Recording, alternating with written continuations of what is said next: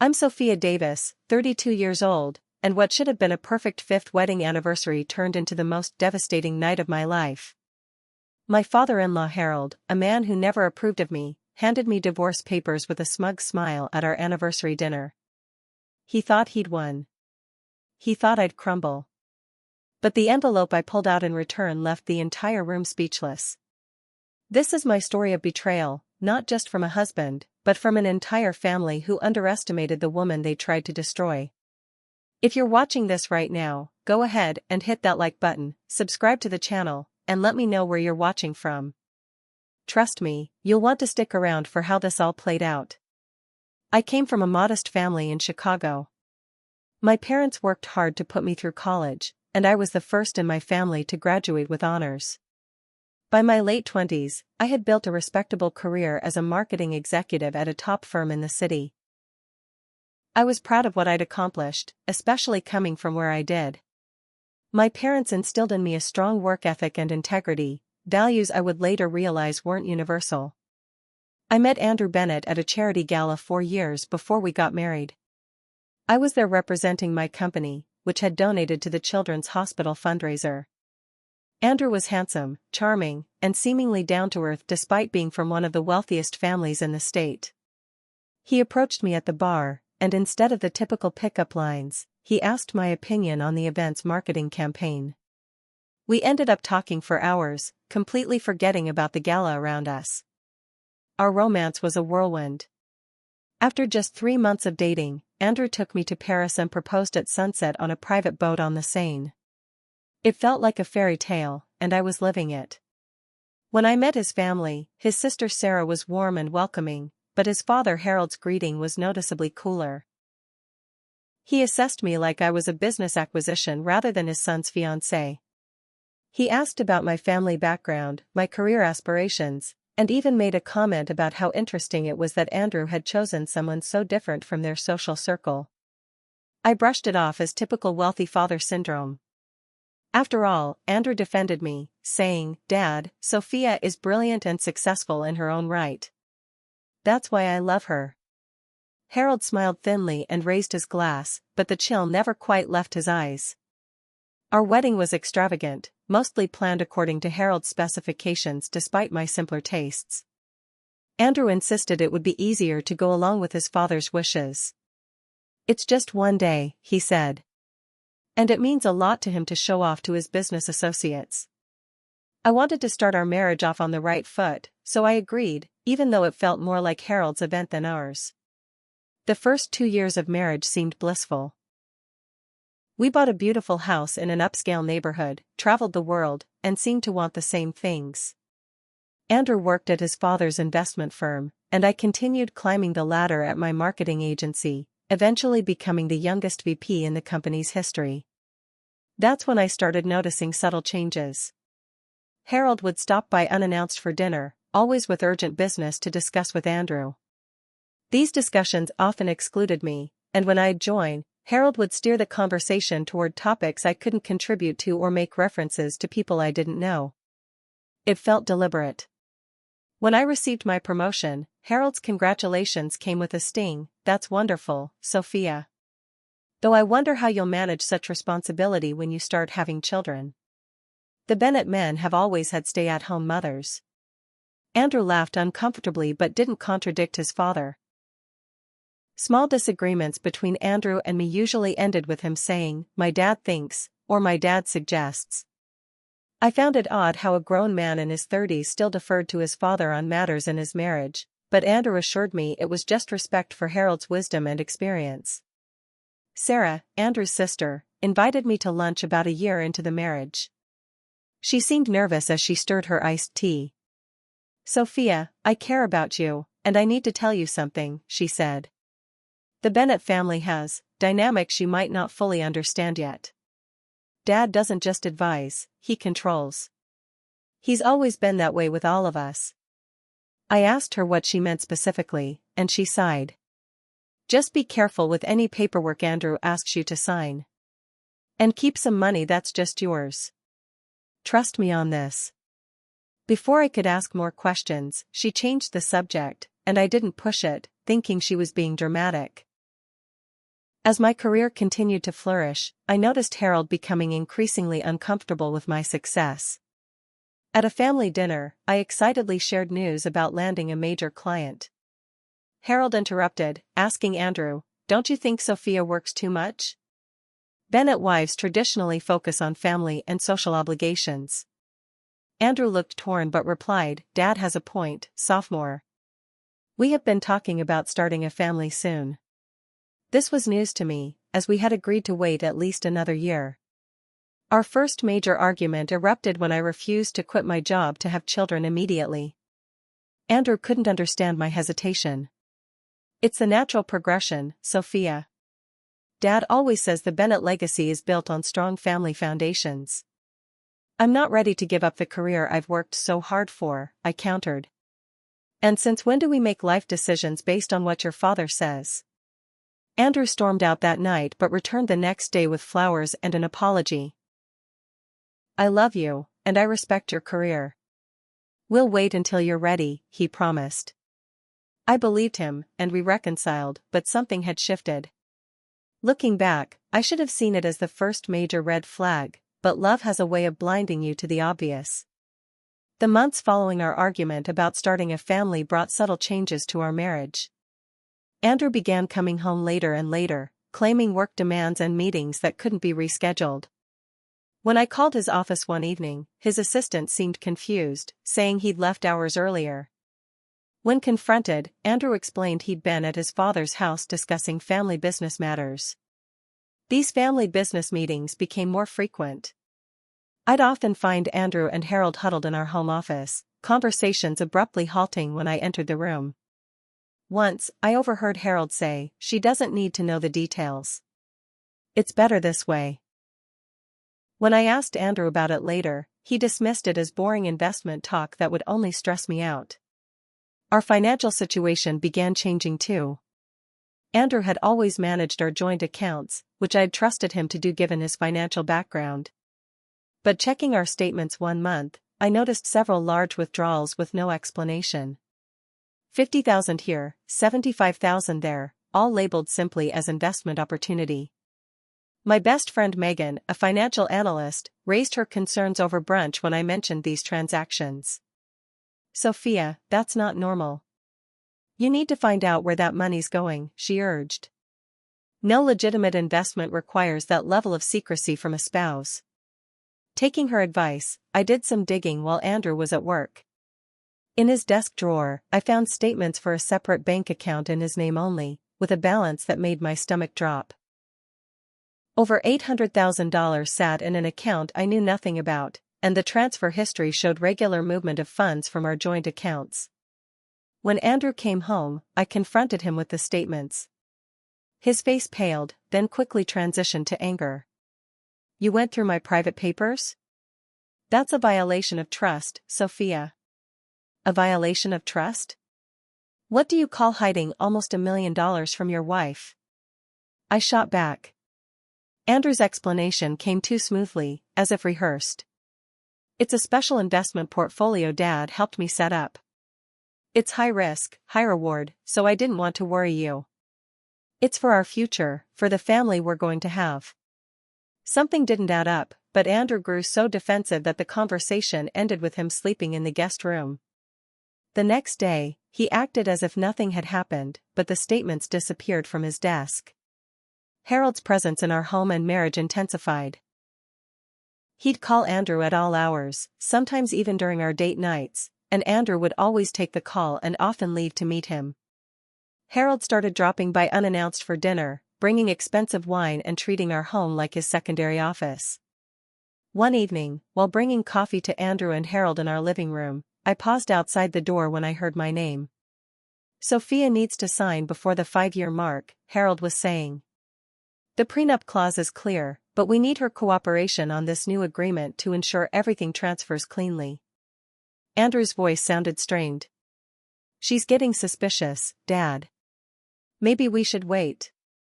"We've discussed this," Harold cut in sharply. "The timing is crucial. If she starts digging deeper into the company finances." I accidentally clinked the cups, and they immediately stopped talking. When I entered, they were suddenly discussing baseball statistics as if that had been their topic all along. That night, I pulled out our prenuptial agreement from our safe, a document I'd signed somewhat reluctantly before the wedding. Andrew had insisted it was just a formality and standard for Bennett family marriages. Reading it carefully now, I discovered a clause stating that in the event of divorce before 5 years of marriage, I would receive a reasonable settlement, but after 5 years, division of assets would follow a completely different formula that heavily favored Andrew and protected legacy family assets. Our 5th anniversary was just 2 months away. Desperate to save my marriage despite growing suspicions, I suggested couples counseling. Andrew initially refused, calling it new age nonsense, but eventually agreed after I threatened to move out temporarily. In therapy, Andrew was guarded and defensive, answering questions vaguely and checking his phone constantly. After just 3 sessions, he declared it a waste of time and refused to continue. The counselor pulled me aside after our last session. "Sophia, I can't tell you what to do, but based on what I've observed, you might want to prepare yourself. This level of emotional withdrawal and secretive behavior often indicates someone has already made their decision to leave." I left her office in tears, but something in me hardened that day. If Andrew and Harold were plotting something, I needed to be prepared. As our 5th anniversary approached, I made one last attempt to reconnect with the man I'd married. I suggested we plan a special celebration, perhaps a weekend getaway to the Napa Valley vineyard where we'd spent our first dating anniversary. Andrew seemed surprised by my suggestion but quickly recovered. "Actually," he said, "Dad already offered to host an anniversary dinner for us at the mansion. He's inviting some close family friends to celebrate. Wouldn't that be nice?" The last thing I wanted was to spend our anniversary under Harold's watchful eye, but I saw an opportunity to maintain the facade while gathering more information. "That sounds lovely," I lied. "It's so thoughtful of your father." Andrew looked relieved, perhaps expecting resistance. "Great, it's settled then. Dad's already made all the arrangements for the first Saturday of May." In the weeks leading up to the anniversary, I threw myself into preparations, playing the role of excited wife. I bought a stunning burgundy dress that cost more than I'd normally spend, had my hair and nails done, and even purchased an expensive watch for Andrew from the designer he'd been hinting about for months. Strangely, Andrew seemed to match my enthusiasm, becoming more attentive and affectionate than he'd been in months. He brought home flowers randomly, suggested date nights, and even took a weekend off work to go hiking at a nearby state park, something we used to love doing together. Part of me dared to hope that perhaps I had been paranoid, that maybe our marriage could be salvaged after all. Then came the discovery that shattered that hope. While looking for a receipt in Andrew's home office for a tax document I needed, I found a draft of what appeared to be a legal document titled Asset Protection Strategy. Scanning it quickly, phrases like "in preparation for dissolution," "minimizing settlement exposure," and "transferring ownership prior to filing" leapt from the page. My hands shook as I carefully photographed each page with my phone before returning it exactly as I'd found it. That same evening, I received a call from Sarah, Andrew's sister. She sounded anxious, speaking quietly as if afraid of being overheard. "Sophia, I can't say much, but something's happening. Dad's been meeting with the family lawyer almost daily. I overheard something about your anniversary dinner being some kind of presentation.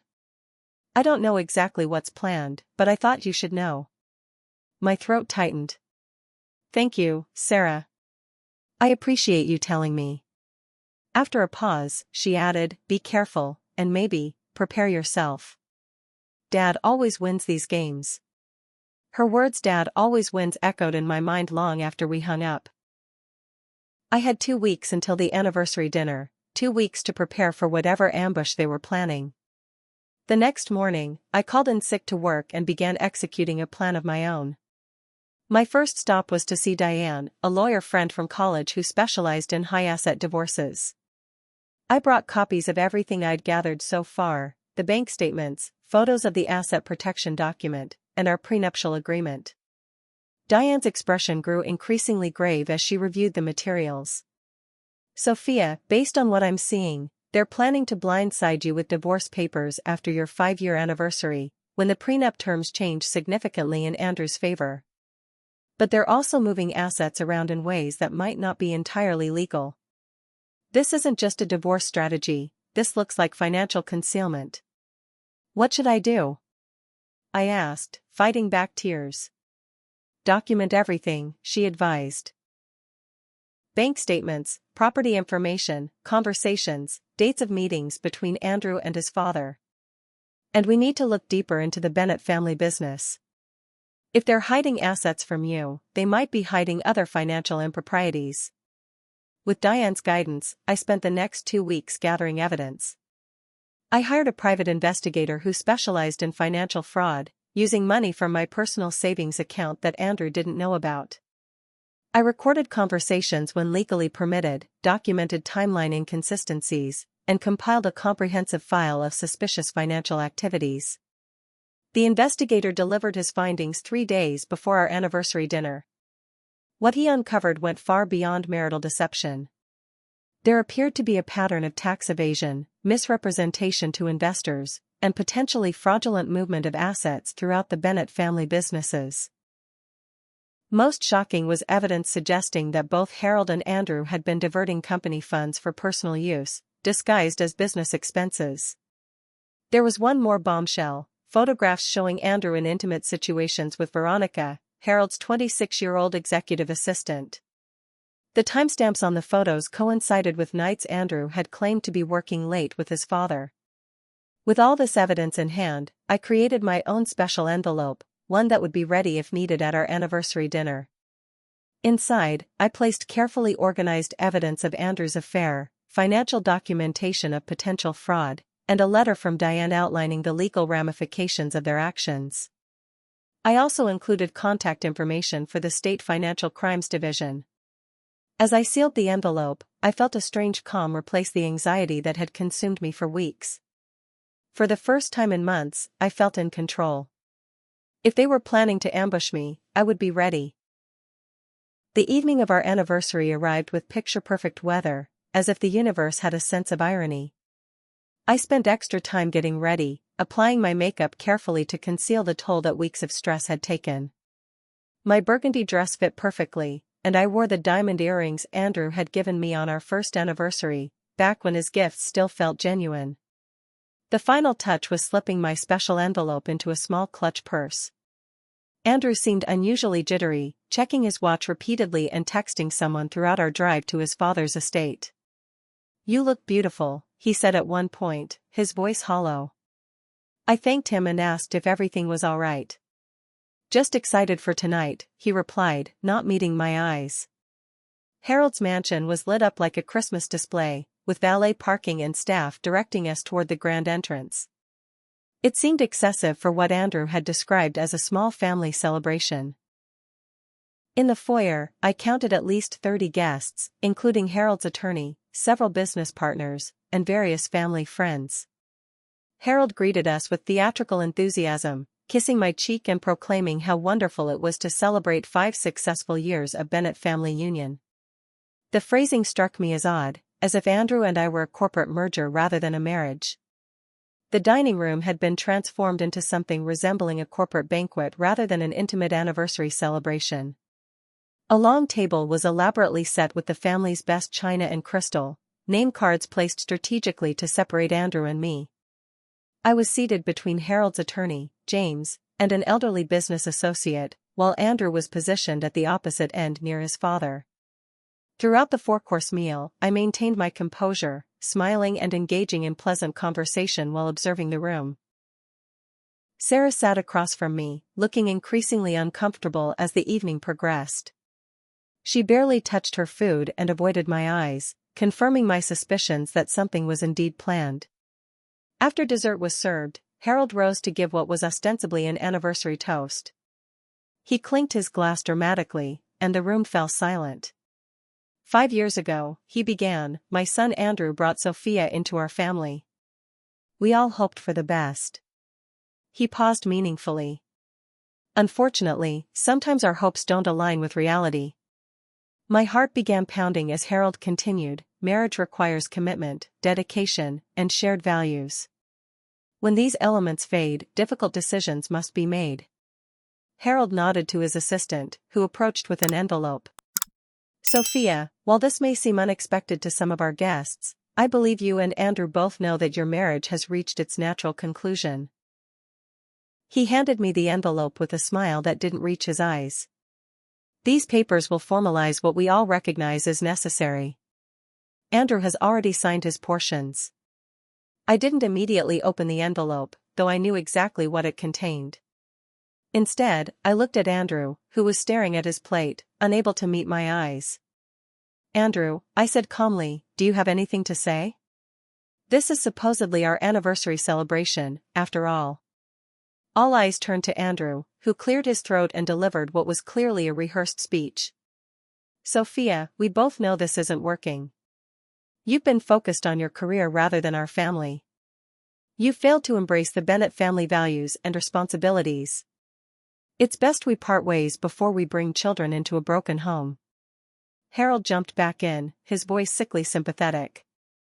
We've been generous in the settlement terms, Sophia. You'll have 30 days to vacate the house, of course, and a reasonable allowance until you find suitable employment elsewhere. The room was silent, the guests shifting uncomfortably in what was clearly not the celebration they had expected to attend. I noticed several pitying glances directed my way, and Harold's smug expression as he awaited my breakdown. I took a slow sip of water and looked directly at Harold. I see. So this elaborate dinner was actually a public humiliation disguised as an anniversary celebration. How thoughtful of you to include an audience. Harold's smile faltered slightly.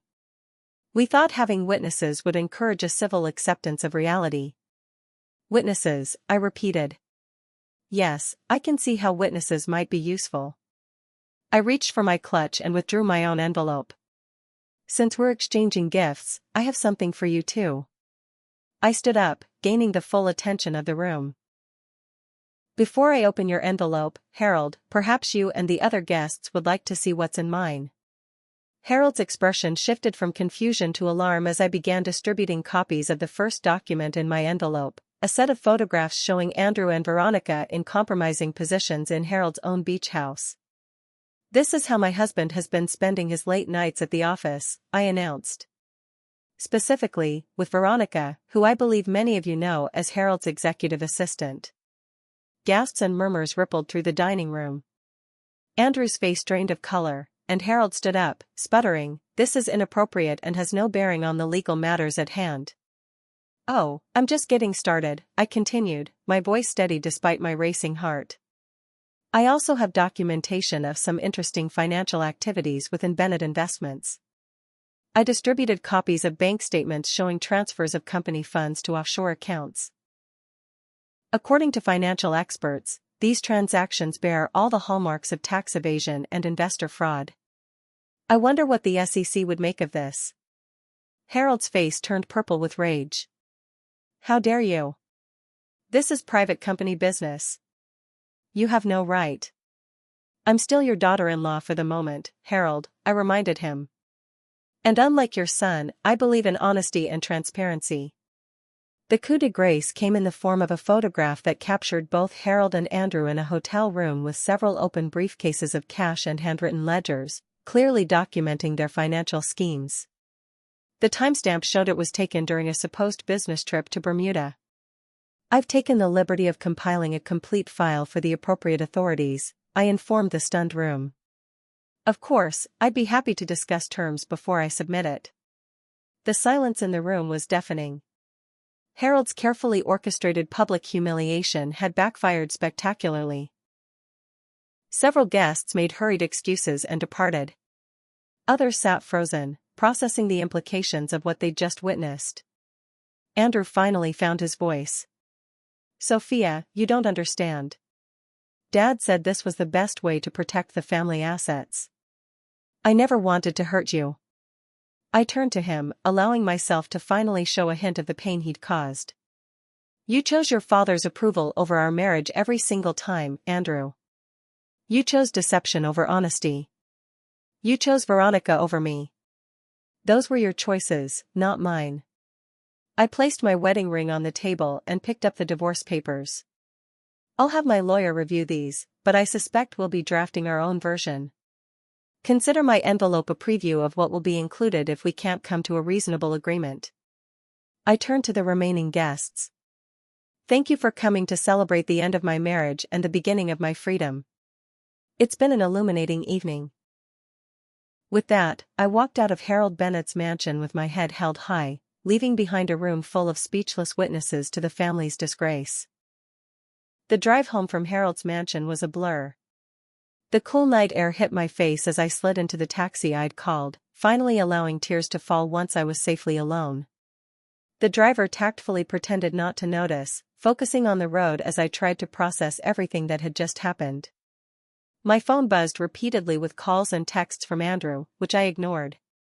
When I reached our house, I sat in the car for several minutes, staring at the beautiful home we'd chosen together. It suddenly felt like a movie set, a facade with nothing real behind it. I paid the driver generously and walked slowly up the path to the front door, my high heels sinking slightly into the manicured lawn. Inside, I kicked off those shoes and poured myself a generous glass of wine. I was about to take my first sip when the doorbell rang. Through the peephole, I saw Harold, his face still flushed with anger. Against my better judgment, I opened the door. "You little gold digger," he hissed, attempting to push his way inside. "Do you have any idea who you're dealing with?" I blocked his entry. "I know exactly who I'm dealing with, Harold. A manipulative man who can't stand the idea of his son making his own decisions or his daughter-in-law having a successful career. Those documents you showed are illegally obtained and prove nothing," he snarled. "I'll sue you for defamation. I'll destroy your career. No one crosses the Bennett family." I smiled, though inside I was trembling. "Those were copies, Harold. The originals, along with significantly more evidence, are in secure locations with instructions to be sent to authorities if anything happens to me. Now please leave before I call the police and report you for trespassing and harassment." His face contorted with rage, but he stepped back. "This isn't over." "Actually, it is," I replied, closing and locking the door. Less than an hour later, Andrew arrived, his tie loosened and hair disheveled.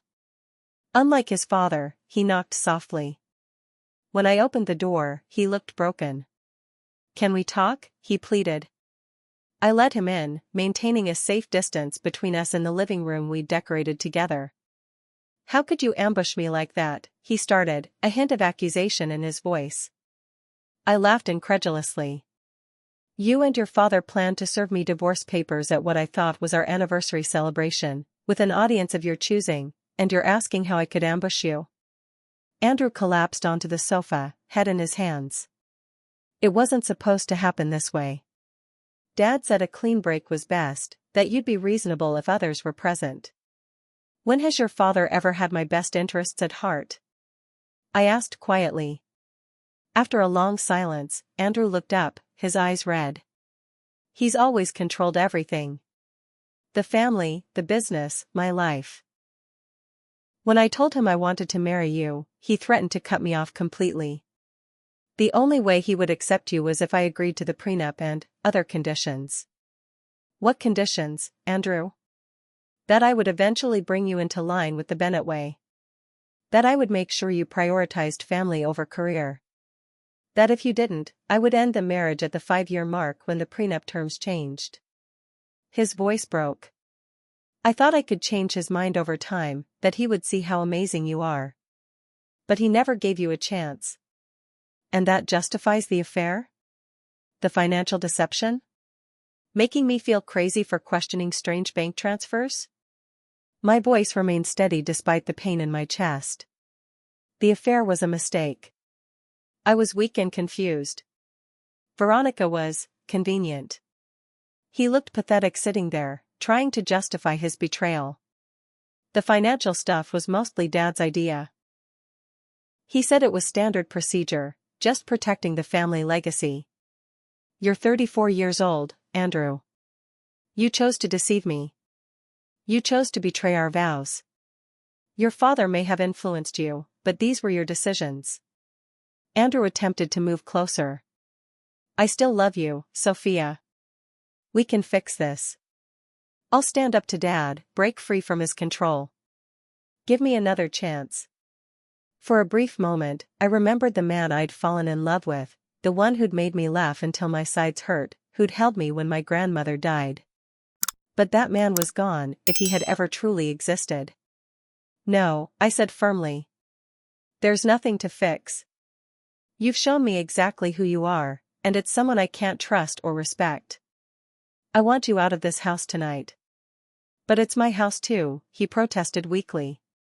You can discuss living arrangements with my lawyer. For tonight, stay at your father's mansion or with Veronica. I don't care which. After Andrew left, I methodically went through the house, gathering his most personal items and placing them in suitcases by the door. I changed the security code on our alarm system and texted him that he could pick up his things from the porch in the morning.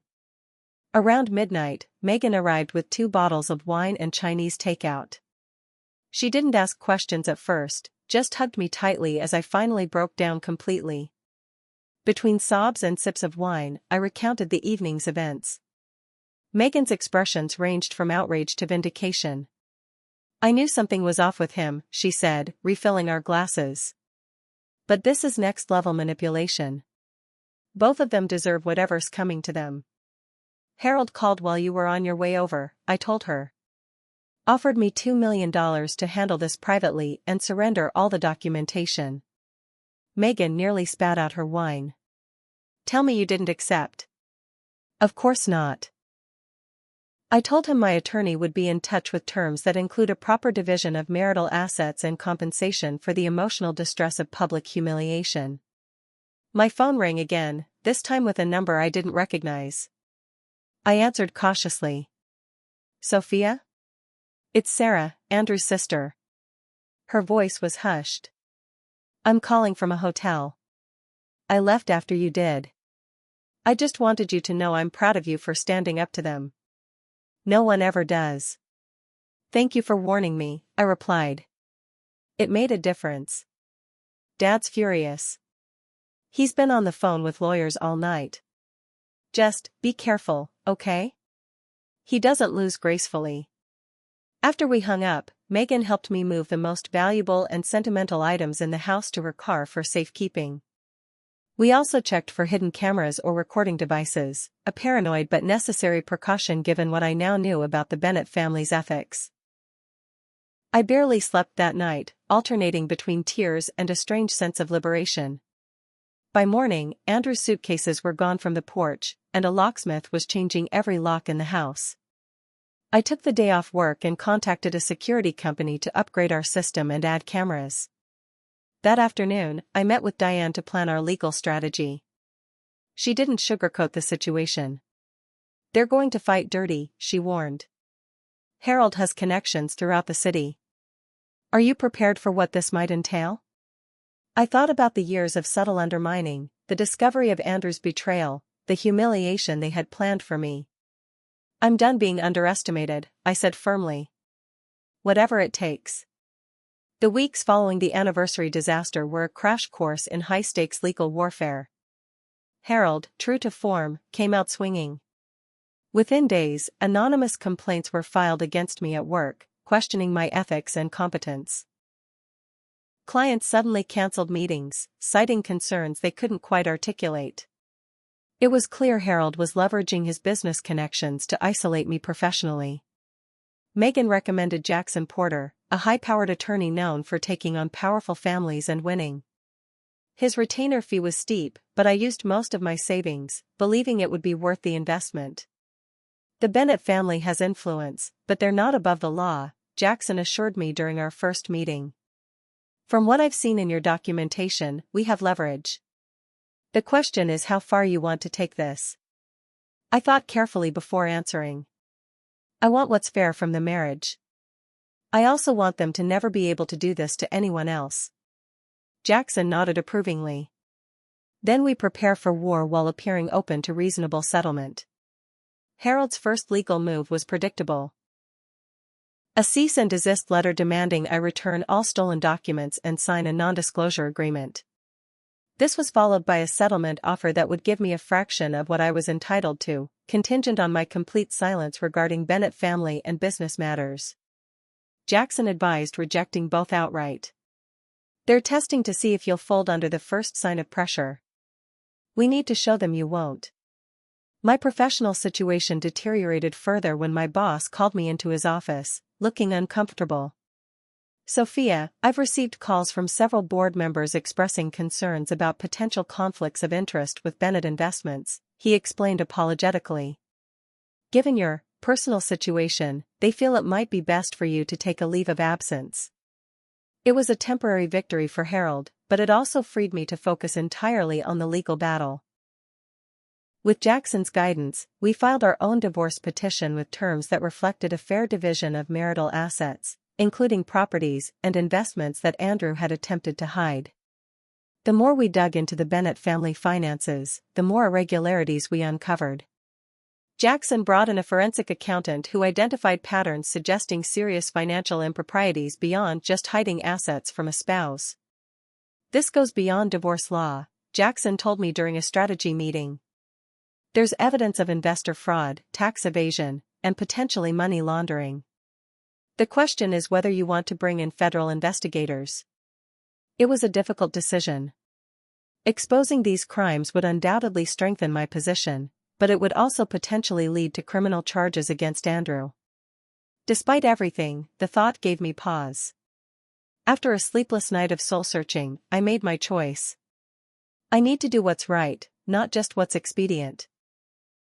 If they've been defrauding investors and evading taxes, that should come to light.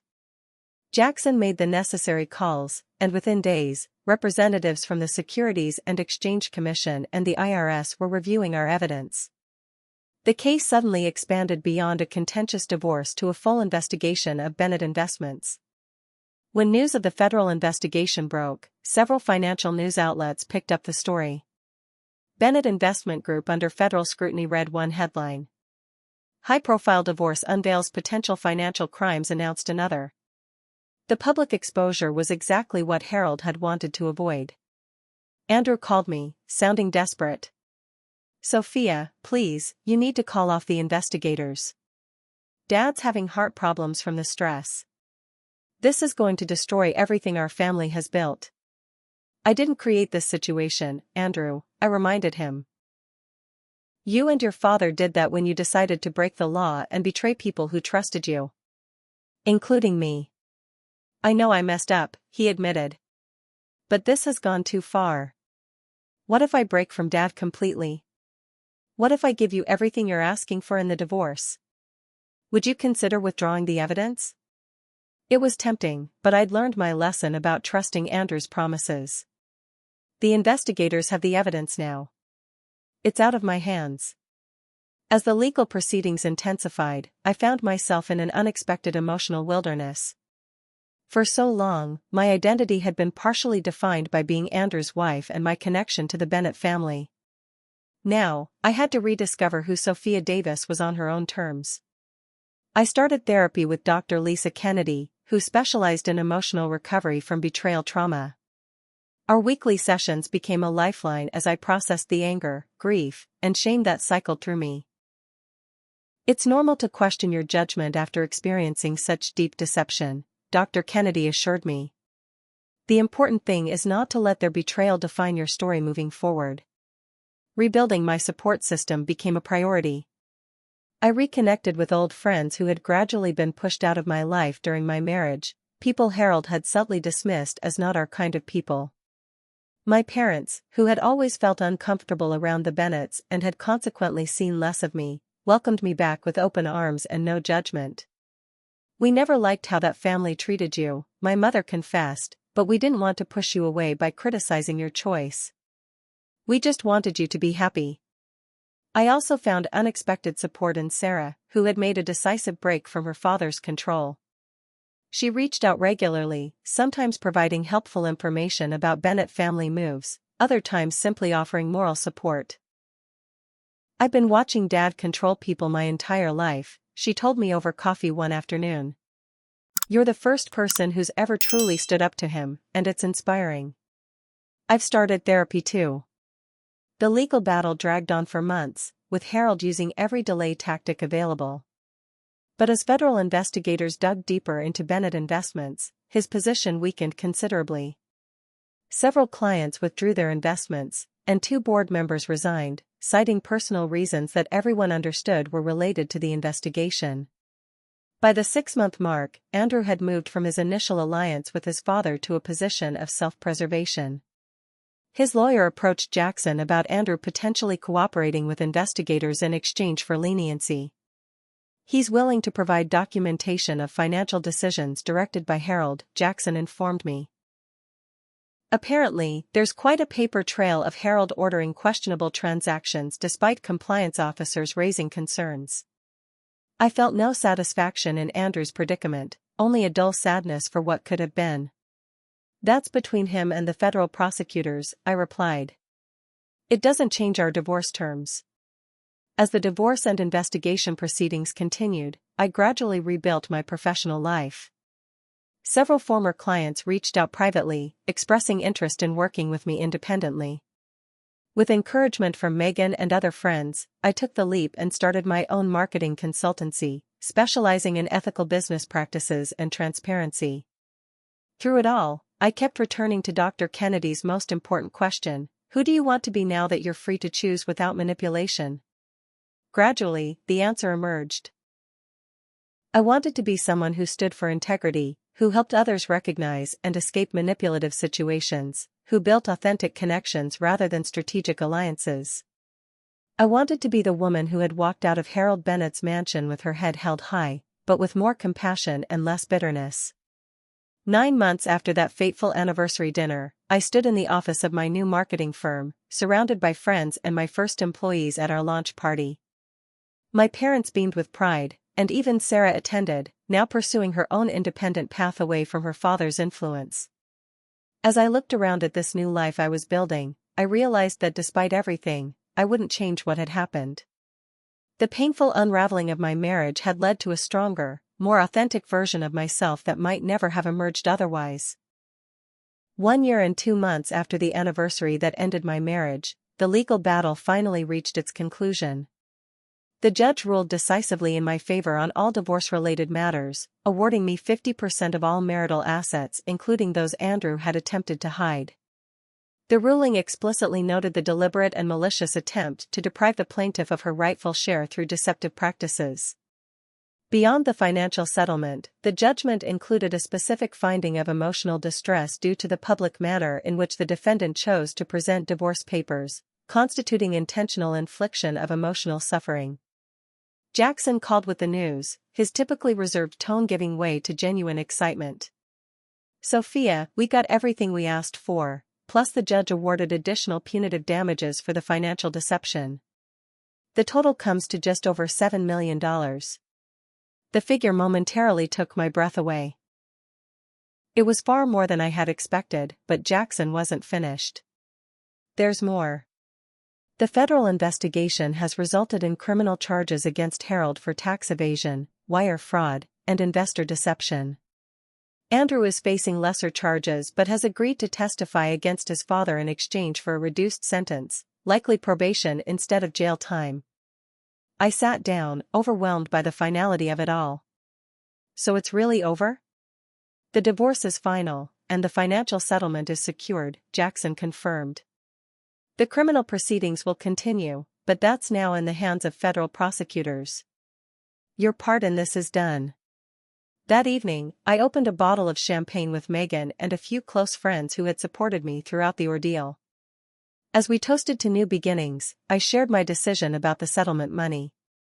"I'm donating $2 million to establish a foundation for victims of financial abuse," I announced.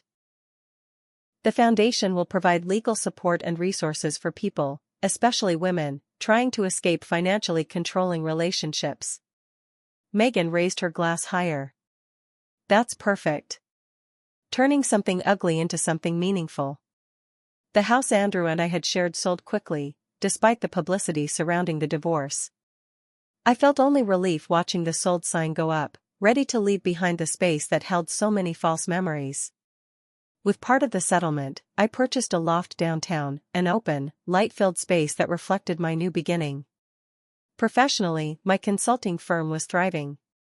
Several companies seeking to rebuild their ethical reputation after scandals hired us specifically for our emphasis on transparency and authentic communication.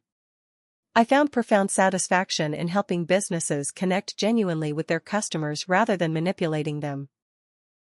In the months following the legal resolution, I gradually allowed myself to think about the possibility of new relationships. There had been interest, a client's brother who asked me to dinner, a neighbor who always seemed to check his mail when I was coming home, but I had kept everyone at a comfortable distance, not yet ready to trust that deeply again. That changed unexpectedly when I literally bumped into James Miller, an old college friend, at a charity auction I was attending for my foundation. James had been part of my study group in business school before moving to Europe for work. Now back in the States, he was just as warm and genuine as I remembered, with none of the calculated charm that I now recognized as a red flag. "Sophia Davis," he said with genuine pleasure. "It's been what, 8 years? You look wonderful." We spent the evening catching up, and for the first time since my marriage ended, I felt that flutter of possibility. James asked if I'd like to have coffee sometime, and I surprised myself by saying yes without hesitation. Our coffee date turned into dinner, which led to more dates over the following weeks. Unlike Andrew, James listened attentively when I spoke about my work, asked thoughtful questions, and shared his own vulnerabilities without prompting. When I eventually told him about my marriage and divorce, his response was free of judgment. "I'm sorry you went through that," he said simply. "But I'm not sorry about who it helped you become." Despite the growing connection, I made a conscious choice to focus primarily on my own healing. James respected my boundaries and never pushed for more than I was ready to give. There would be time for deepening our relationship if it was meant to evolve, but first, I needed to fully reclaim myself. A year and a half after the divorce, I attended Sarah's wedding to a kind architect she'd met through her volunteer work. Harold was notably absent, still awaiting trial and under house arrest. Andrew attended with a subdued demeanor, clearly still finding his footing outside his father's shadow. We exchanged brief, civil greetings, and I was surprised to find I felt no anger toward him anymore, just a distant pity. At the reception, Sarah hugged me tightly. "I wouldn't have had the courage to build this life if you hadn't shown me it was possible to stand up to them. Thank you for being here today." "I wouldn't have missed it," I assured her. "You deserve all this happiness." 2 weeks after Sarah's wedding, a letter arrived from Andrew. Unlike his previous attempts at communication, which had ranged from desperate to manipulative, this one felt different from the first line. "Sophia, I'm writing not to ask forgiveness or to make excuses, but because my therapist has helped me understand the depth of harm I caused you. I've spent the past year in mandatory counseling as part of my probation, confronting truths about myself and my family that I spent a lifetime avoiding." He went on to acknowledge specifically how he had betrayed my trust, allowed his father to manipulate our marriage, and failed to be the partner I deserved. There were no requests, no expectations, just a simple closing: "I will spend years working to become someone who would never hurt another person the way I hurt you. I am deeply sorry." I placed the letter in a box with other memorabilia from that chapter of my life, not as a keepsake, but as a reminder of how far I'd come. Forgiveness, I was learning, wasn't about exonerating Andrew or Harold from what they'd done. It was about freeing myself from the weight of anger and resentment that could otherwise define my future. Looking back, I could now see the red flags that had been present from the beginning. Harold's immediate disapproval, Andrew's deference to his father's opinions, the prenuptial agreement I signed without fully understanding, the gradual isolation from my friends and family. Each warning sign had been rationalized or dismissed in the name of love and commitment. Yet I couldn't regret the journey, painful as it was. Without it, I might never have discovered my own strength or built the meaningful life I now enjoyed. I had learned to trust my instincts, to require transparency in all my relationships, and to recognize that true love empowers rather than diminishes. My foundation was making real differences in people's lives, providing not just legal support but also financial literacy education and emotional recovery resources. Each time I received a letter from someone who had escaped a controlling relationship with our help, I felt another piece of my own healing lock into place. 3 years after the anniversary dinner that changed everything, I stood at the podium of a national conference on financial abuse, sharing my story publicly for the first time. Looking out at the audience of survivors, advocates, and professionals, I concluded with the message I wished I could have given my younger self. True strength isn't found in wealth, status, or power over others. It's found in authenticity, in standing firm for your worth even when those who should love you try to diminish it.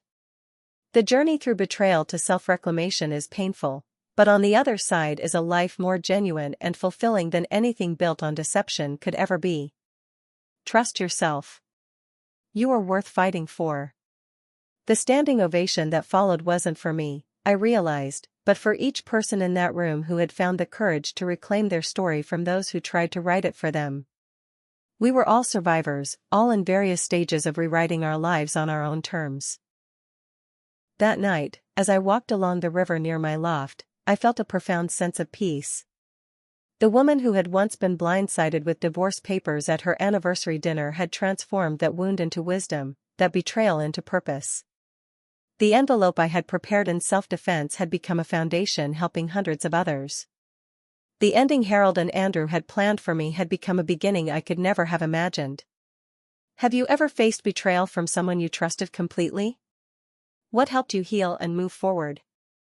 I'd love to hear your stories in the comments below. And if you found value in my journey, please like this video, subscribe to the channel, and share it with someone who might need to hear that they too can transform their pain into purpose. Thank you for listening to my story, and remember, the most authentic version of yourself is waiting on the other side of whatever challenges you're facing right now.